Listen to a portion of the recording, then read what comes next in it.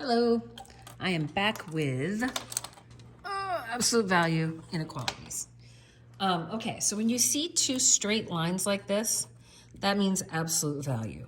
When you see x inside of there, it means it's the absolute value of x. And what it means is if you're looking at a number line and that you see the absolute value of x is less than 2 or whatever, it means how far this number here, 2, is away from 0. So it doesn't matter if it's -2 or +2, it's just how many spaces away from 0 it is. But if you were going to take the absolute value of x is less than 0, you would have to write it out differently.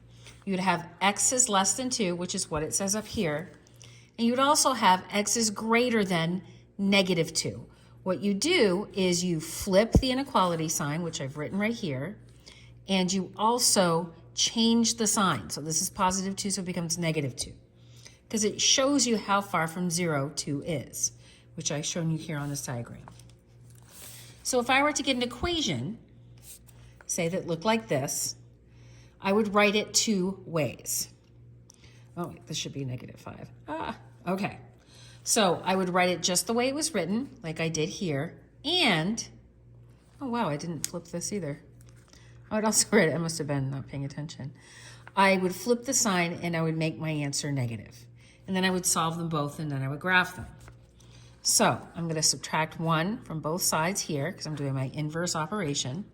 And I have 2x is less than or equal to 4. I divide both sides by 2 and I get x is less than or equal to 2. Yay. Over here I have +1. I'm going to do my inverse operation. Subtract 1 from both sides, and I have 2x is greater than or equal to -6. I divide both sides by +2. Those cancel. And I get x is greater than or equal to -3.